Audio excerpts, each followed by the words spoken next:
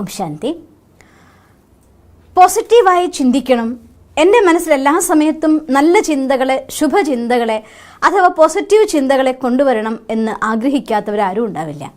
പക്ഷേ പലപ്പോഴും സ്വന്തം മനസ്സിനെ എങ്ങനെ നിയന്ത്രിക്കണം, എന്തു ചെയ്യണം, എങ്ങനെ മുന്നോട്ട് കൊണ്ടുപോകണം എന്നറിയാത്തതുകൊണ്ടാണ് പലപ്പോഴും അറിയാതെയാണെങ്കിലും നെഗറ്റീവ് ചിന്തകൾ വരുന്നതും.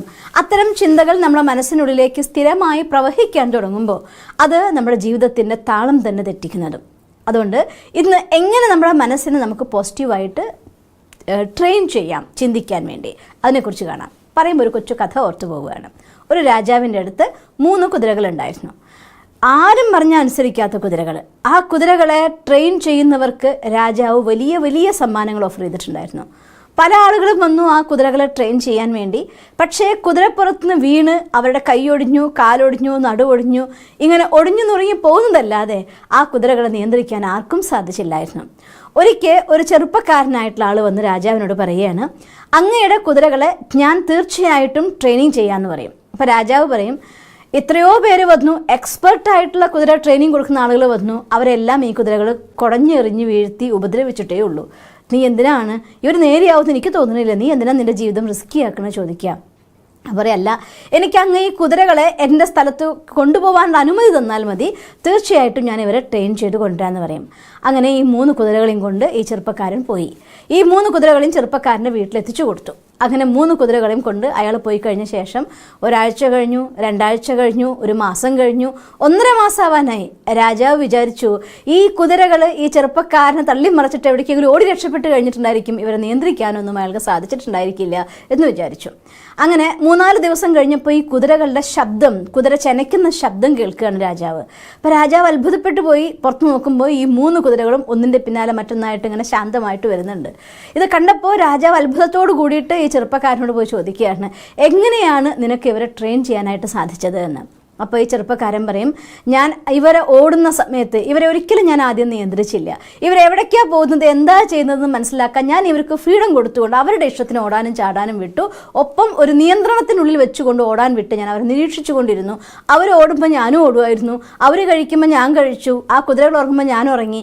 അങ്ങനെ ഞാൻ കുതിരകളുമായിട്ടൊരു സൗഹൃദം സ്ഥാപിച്ചു. അഥവാ കുതിരകളുടെ കൂട്ടത്തിൽ ഒരാളാണ് ഞാൻ എന്ന് തോന്നിപ്പിക്കത്തക്ക രീതിയിൽ ഞാൻ അവരോട് പെരുമാറി. കുറച്ച് നാൾ കഴിഞ്ഞപ്പോൾ ഓരോ കുതിരയുടെയും പുറത്ത് ജീനി വെച്ച് കെട്ടിയപ്പോൾ അവർക്ക് ഇഷ്ടപ്പെട്ടില്ല, അവരത് വലിച്ചെറിഞ്ഞ് കളഞ്ഞു.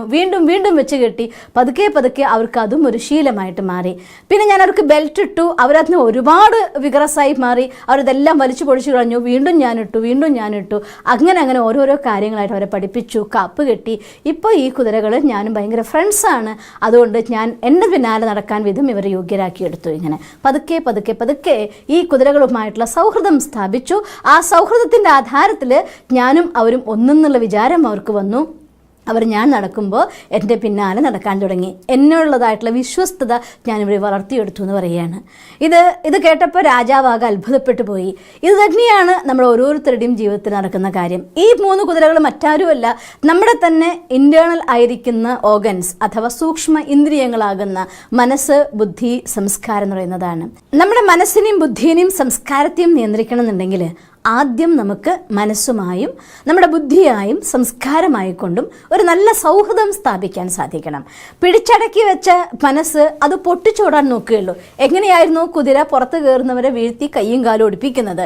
അതുപോലെ മനസ്സ് കൺട്രോൾ ചെയ്യാൻ നോക്കുന്ന സമയത്ത് അനിയന്ത്രിതമായിട്ട് ഓടുകയും എനിക്ക് ഈ മനസ്സിനെ നിയന്ത്രിക്കാൻ സാധ്യമല്ല എന്നുള്ളതായിട്ടുള്ള വിചാരധാര കൊണ്ടുവന്നുകൊണ്ട് മനസ്സിനുള്ളിൽ സ്വയം മുറിവേറ്റവനായി തീരുകയും മനസ്സ് അതിൻ്റെ ഇഷ്ടത്തിനോടുകയും ചെയ്യും. ബുദ്ധിനെ കൺട്രോൾ ചെയ്യാൻ സാധിച്ചില്ല എങ്കിൽ വേണ്ടതും വേണ്ടാത്തതുമായിരിക്കുന്ന ദൃശ്യങ്ങളെ കാണിച്ചു തന്നുകൊണ്ട് മനസ്സിൽ വൈകാരികമായ ഭാവങ്ങളെ ഉണർത്തിവിട്ട് എവിടേക്കെങ്കിലും നയിച്ചുകൊണ്ട് നമുക്ക് നഷ്ടങ്ങൾ ഉണ്ടാക്കാൻ നമ്മുടെ ബുദ്ധിയും ചെയ്യും.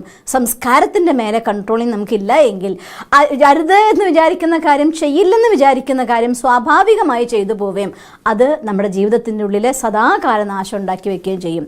അതുകൊണ്ട് ഈ 3ൻ്റെ മേലെ, സംസ്കാരത്തിന് മേലെ, ബുദ്ധിയുടെ മേലെ, മനസ്സിൻ്റെ മേലെ, മനസ്സുബുദ്ധി സംസ്കാരങ്ങൾക്ക് മേലെ കൺട്രോൾ കൺട്രോളിങ് കൊണ്ടുവരേണ്ടത് അനിവാര്യമായിട്ടുള്ള ഘടകമാണ്. പക്ഷെ മനസ്സ് ബുദ്ധി സംസ്കാരത്തിൻ്റെ മേലെ കൺട്രോളിങ് നിങ്ങൾക്ക് കൊണ്ടുവരണമെന്നുണ്ടെങ്കിൽ മനസ്സെന്താണ്, ബുദ്ധി എന്താണ്, സംസ്കാരം എന്താണെന്ന് അറിയണം. ഞാൻ ചുരുക്കി നിങ്ങൾക്ക് പറഞ്ഞുതരികയാണ്. മനസ്സെന്ന് വെച്ചാൽ നമ്മുടെ ചിന്താശക്തിയാണ്, ബുദ്ധി എന്ന് വെച്ചാൽ നിർണയശക്തി അഥവാ ഉൾക്കാഴ്ചയാണ്, സംസ്കാരം എന്ന് പറയുന്നത് നിരന്തരമായിട്ടൊരു കർമ്മം ചെയ്യുമ്പോൾ അത് നമ്മുടെ ഉള്ളിൽ അടിഞ്ഞുണ്ടാകുന്ന പ്രഭാവം, ദ സെയിം വേൽ കർമ്മം ചെയ്യാനുള്ളതായിട്ടുള്ള എനർജി ആക്ടിവേറ്റ് ചെയ്യുക, അതാണ് നമ്മുടെ സംസ്കാരം, ഇപ്പോഴുള്ള സംസ്കാരം. അതേസമയം നമ്മുടെ ഒറിജിനൽ സംസ്കാരം എന്ത് നമ്മളൊരാൾ ചോദിച്ചാൽ നിങ്ങൾ തിരിച്ച് ചോദ്യം അവനോട് ചോദിച്ചു നോക്കൂ, എന്തിനു വേണ്ടി ഞാൻ ഈ ഭൂമിയിൽ ജീവിക്കുന്നു? ഒരുപാട് ധനമുണ്ടായി സന്തോഷമില്ല, സ്നേഹമില്ല, പരസ്പര വിശ്വാസമില്ല, ആ ജീവിതം വ്യർത്ഥമായതായിട്ട് നമുക്ക് തോന്നിപ്പോവും. ഒരുപാട് പേരുണ്ട്, പ്രസിദ്ധിയുണ്ട്, പുറത്തുള്ളവരെല്ലാം നമ്മളെ മാനിക്കുന്നുണ്ട്, വീട്ടിൽ വരുമ്പോൾ നമ്മൾ ആർക്കും വേണ്ടാത്തവരാണെന്നുണ്ടെങ്കിൽ അവിടെ നമ്മൾ പറയാം എൻ്റെ ജീവിതം ഒരു ഫെയിലിയർ ആണെന്ന് പറയും. അപ്പം അതുകൊണ്ട് മനസ്സ് ബുദ്ധി സംസ്കാരങ്ങൾക്ക് മേലെ വിജയം വരിക്കാൻ നമുക്ക് സാധിക്കണം എന്നുണ്ടെങ്കിൽ നമ്മുടെ ഒറിജിനൽ സംസ്കാരത്തിന് ആക്ടിവേറ്റ് ചെയ്യാൻ പറ്റണം. ഒറിജിനൽ സംസ്കാരം എന്ന് പറഞ്ഞാൽ ഒന്ന് ചിന്തിച്ച് നോക്കൂ. ഏതൊരു ചോദ്യത്തിന് നമ്മൾ ഉത്തരം വന്ന് നോക്കിയാലും ഈവൻ നമ്മളൊന്ന് നോക്കിയാൽ മതി. നമ്മുടെ സിമ്പിളായിട്ടുള്ള കാര്യം, എന്തിനാണ് നമ്മൾ വെൽ ഡ്രസ്ഡ് ആവുന്നത് എന്ന് ചോദിച്ചാൽ നമ്മൾ പറയും നമ്മുടെ സെൽഫ് റെസ്പെക്റ്റിന് ആധാരമാണ്. നന്നായി ഡ്രസ്സ് ചെയ്ത് പുറത്തിറങ്ങുമ്പോൾ നമുക്ക് തന്നെ ഒരു കോൺഫിഡൻസ് തോന്നും. ആ കോൺഫിഡൻസ് തോന്നിയിട്ട് എന്താ വേണ്ടേ? കാര്യങ്ങൾ നന്നായി ചെയ്യാൻ പറ്റും. നന്നായി കാര്യങ്ങൾ ചെയ്തിട്ട് എന്താ വേണ്ടേ? എൻ്റെ മനസ്സിന് സംതൃപ്തി കിട്ടും. എനിക്ക് ആവശ്യം എൻ്റെ മനസ്സിൻ്റെ സന്തോഷവും ശാന്തിയുമാണ്. ചെയ്യുന്നത് പല ആക്ടിവിറ്റീസിലൂടെ. ഒരുപാട് പ്രോഗ്രാംസിൽ പലപ്പോഴും ഞാൻ ക്ലാസ് എടുക്കുമ്പോൾ പലരോടും ഞാൻ ഇത് ചോദിച്ചു നോക്കിയിട്ടുണ്ട്. ഈവൻ കമ്മലിടുന്നത് എന്തിനാ, മാലിടുന്നത് എന്തിനാ, വാച്ച് കെട്ടുന്നത് എന്തിനാ, ഡ്രസ്സ് ഇടുന്നത് എന്തിനാ, എല്ലാ ആക്ടിവിറ്റിക്കും പിന്നാലെ ജോലിക്ക് പോകുന്നത് എന്തിനാ, എല്ലാത്തിനും അവസാന ക്വസ്റ്റ്യനും എല്ലായിടത്തും എനിക്ക് ഉത്തരം കിട്ടിയിട്ടുള്ളത് സന്തോഷം വേണം, സ്നേഹം വേണം, ശാന്തി വേണം. വേണ്ടത് സ്നേഹം, ശാന്തി, സന്തോഷം, ആനന്ദമൊക്കെയാണ്. തിരയുന്നത് പുറത്തെ ലോകത്താണ്. അതുകൊണ്ട് നമ്മുടെ ഉള്ളിലിരിക്കുന്നതായിരിക്കുന്ന എൻ്റെ ഒറിജിനൽ സംസ്കാരമായിരിക്കുന്ന സ്നേഹം, ശാന്തി, ശക്തി, പവിത്രത, ഇത്തരം ഗുണങ്ങളുടെ മേലെ പൂർണ്ണമായിട്ടുള്ള അറിവോടുകൂടി സ്വയം ഞാൻ ആരെന്ന് തിരിച്ചറിയുമ്പോൾ ഉള്ളിൻ്റെ ഉള്ളിലിരിക്കുന്ന അന്തരാത്മാവാകുന്ന ഞാൻ എന്താണ്, എൻ്റെ ഇൻറ്റേർണൽ പേഴ്സണാലിറ്റി എന്താണെന്നതായിട്ടുള്ള അകത്തേക്കുള്ള ഒരു യാത്ര, ആ യാത്രയാണ് ശരിക്കും മെഡിറ്റേഷൻ എന്ന് പറയുന്നത്.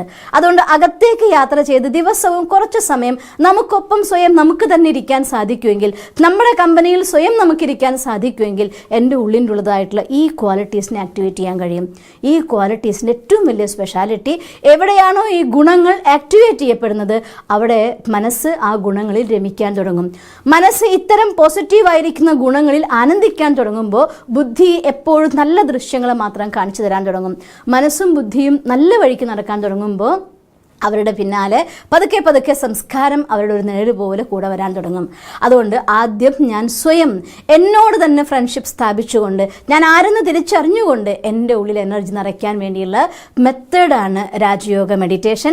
നിങ്ങൾക്ക് ഇപ്പോൾ സെൻറ്ററുകളിൽ പോകാൻ പറ്റും, ചിലയിടത്ത് പോകാൻ പറ്റുന്നുണ്ട്, ചിലയിടത്ത് പോകാൻ പറ്റുന്നില്ല. പറ്റിയിട്ടില്ലെങ്കിൽ പോലും ഓൺലൈനിൽ രാജയോഗ മെഡിറ്റേഷൻ്റെ കോഴ്സസ് അവൈലബിൾ ആണ്. പഠിക്കുക, സ്വയം അവനവനെ അറിയുക, നമ്മുടെ മനസ്സും നമ്മുടെ ബുദ്ധിയും നമ്മുടെ സംസ്കാരവുമായി കൊണ്ട് ഒരു നല്ല ഫ്രണ്ട്ഷിപ്പ് സ്ഥാപിക്കുക. എങ്കിൽ മനസ്സിൻ്റെ ഉള്ളിൽ പോസിറ്റീവ് തോട്ടിനെ ക്രിയേറ്റ് ചെയ്യാനും നല്ലത് മാത്രം ചിന്തിക്കാനും ഇന്ന് നല്ലതായി ചിന്തിച്ച് നല്ലതായി പറഞ്ഞ് നല്ലതായി പ്രവർത്തിച്ച് നാളെ എല്ലാം നല്ലത് മാത്രം വരുന്നൊരു ഫ്യൂച്ചർ ഉണ്ടാവാനും നിങ്ങൾക്ക് സാധിക്കും. നിങ്ങൾക്കങ്ങനെ സാധിക്കട്ടെ എന്ന് ഞാൻ ഈശ്വരനോട് പ്രാർത്ഥിക്കുന്നു. ഓം ശാന്തി.